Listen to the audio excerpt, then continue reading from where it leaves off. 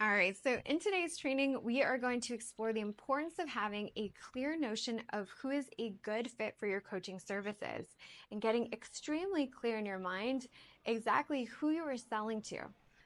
Taking an intentional approach to developing relationships in your business means taking the time to get a clear sense of the profile of the person who is most likely to get results when they start working with you. In business circles, we often call this defining your client avatar. Your client avatar is also commonly called your ideal client, or you might have heard it called your target audience, right? They represent the people most likely to benefit from your coaching services and who, you want to work with. When you know your clients inside and out and the profile of this person, you can design a coaching program, services, your marketing in a way that resonates deeply with who they are and what it is that they're working through or working towards. So this approach leads to more meaningful and impactful coaching relationships. Now, a lot of the time when people do the work of defining their client avatar, they go about it in a way that's almost dehumanizing, right? Even the term client avatar kind of makes it sound like a video game, right? Like choose your player, right? And they get caught up in things like demographics and psychographics and all this mambo jumbo fancy pants like marketing terminology. And it's almost like they forget that we're talking about real humans with real lives who are experiencing real problems and have real dreams and aspirations. If we approach defining our potential clients in a way that's dehumanizing, we end up looking at people with dollar signs in our eyes, kind of like that emoji, right? And people can sense when we're eyeballing them that they're our next paycheck. And I'm sure you've had that experience before. It's an uncomfortable one, right? So I think we need to make a pledge like the sharks in the Pixar movie Nemo. Right? I'll link it up beneath this video if you haven't seen it. But in that scene, if you remember, there's a shark named Bruce who rings a bell to start a kind of support group meeting. And he asks all the sharks who are present to make a pledge, right? He's like, The meeting has officially come to order. Let us all say the pledge. I am a nice shark, not a mindless eating machine. If I am to change this image, I must first change myself. Fish are friends, not food. I am an ethical coach, not a salesy shark. If I am to change this image, I must first change myself. Potential clients are people first, not paychecks, right? So each of us is responsible for selling the way that we would like to be sold to. There's no reason you should feel uncomfortable with sales because in a very fundamental way, it should feel like service, right? Not that you're being a salesy shark. And if it doesn't feel like service, it doesn't feel like you're helping someone with something they would gladly thank you with their dollars for helping them with, then we have to take a look at what you're fuzzy on. And a lot of the time it's just that you haven't taken the time to form a real connection with who it is that you're selling to on that human level, right? So that we can put the person before the sale. And that's important.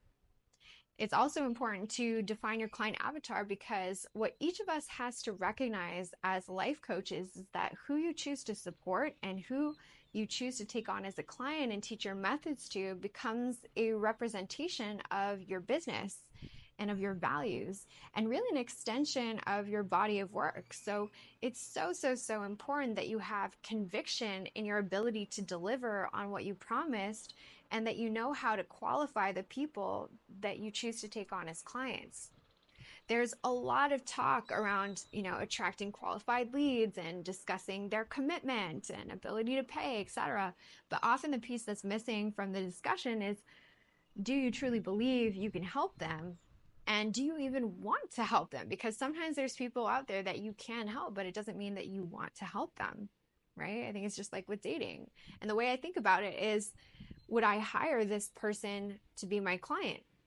If the tables were turned, would I pay them money to work with me?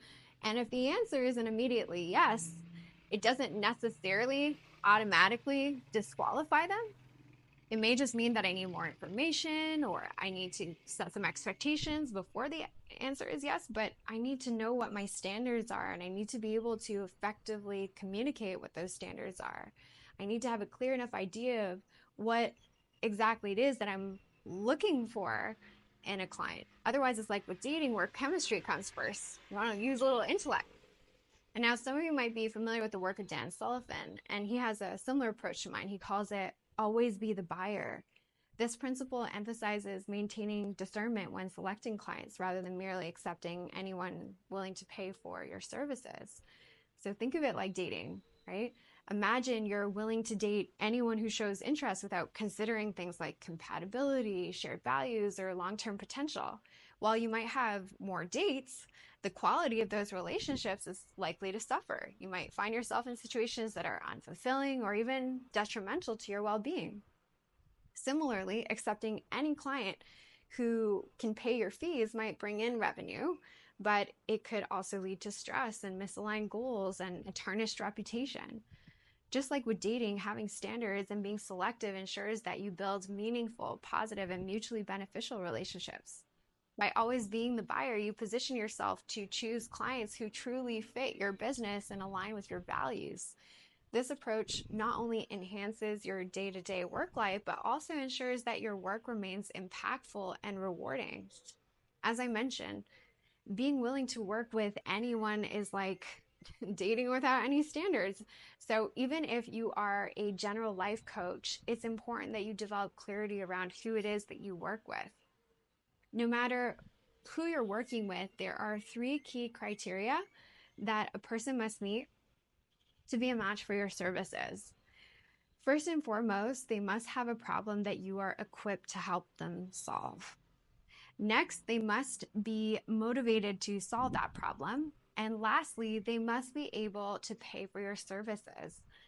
It may sound like I'm stating the obvious here, but you'd be surprised, or maybe not so surprised, because you probably observed some of the stuff across the coaching industry too, right? The first thing is that I see a lot of coaches out there selling a solution to a problem that they aspire to solve instead of a solution to a problem they know in their core they are completely capable of helping their clients work through, that they have the skills and expertise to help with.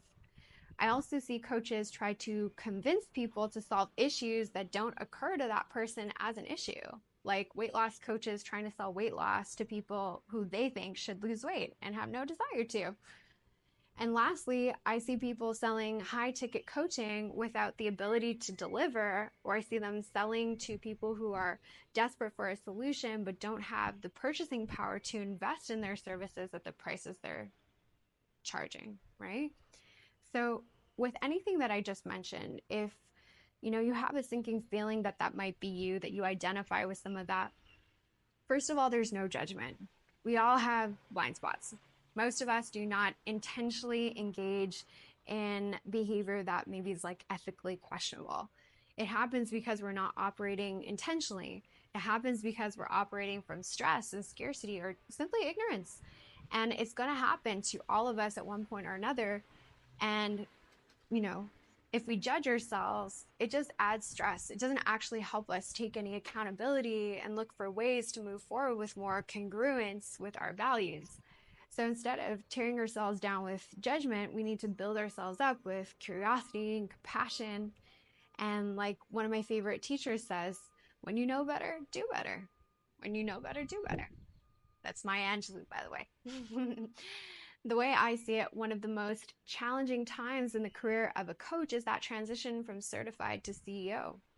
Most people get certified to, become a coach because just like you and I, they also want to help people access the tools and support to create better life outcomes, to lead better lives. And when they finish certification and start learning about selling, a lot of them just lose touch with that guiding intention to serve, to support people. And it's not intentional. It happens because they get stressed and overwhelmed, and they're often not taught how to connect the dots between selling and serving. So one of the ways we connect those dots is to create human connection, right? To create an emotional connection with the person we're committed to serving, to humanize them. Otherwise, it's like that episode of Black Mirror called Men Against Fire, where a soldier hunts down these mutants known as roaches. But after a malfunction in his neural implant, he discovers that these roaches are actually ordinary human beings, but the government planted those chips in the soldiers because it would be harder to get the soldiers to comply with orders to hunt them down if they could see their humanity. So anyway, that might be a bit of like a dark example, but so much of the dark side of the coaching industry and really of our world arises when we lose this ability to see another person's humanity. A lot of the darkness is actually a lack of perceptual awareness. It's a blindness that is caused by ignorance and a lack of awareness beyond the self. So that's why the work of defining who you are here to serve is just so extremely important. It's about so much more than writing out that person's demographic information and their psychographic information and behavioral information and a bunch of like bullet points that ultimately mean nothing and do nothing to foster that human connection. Defining your client avatar is about having a clear picture of who, who that person is up here in your mind and also who they are in here, right? So take the time after this training to visualize who you're here to serve, who you want to help with this work, to create an emotional connection to who you're here to help. Create a detailed profile of who would, make an amazing candidate for your coaching services and be so grateful to work with you. Think about how you would describe them. Think about who you are equipped to serve with your offer. What's the main problem that you help them solve? How are they currently trying to solve that problem? What are their deepest fears and their deepest desires? It's important to be able to answer these questions with a good amount of detail so you can go out there and connect with people, truly connect with them, and so that you are able to exercise discernment when you are interacting with them. Not everyone out there is meant to be your client. Kind of goes without saying, but sometimes it needs to be restated. And when you know who your services would benefit, it will be a lot more intuitive to know how to go out there and be of service to them, to know where you're most likely to encounter them and how to add value to them.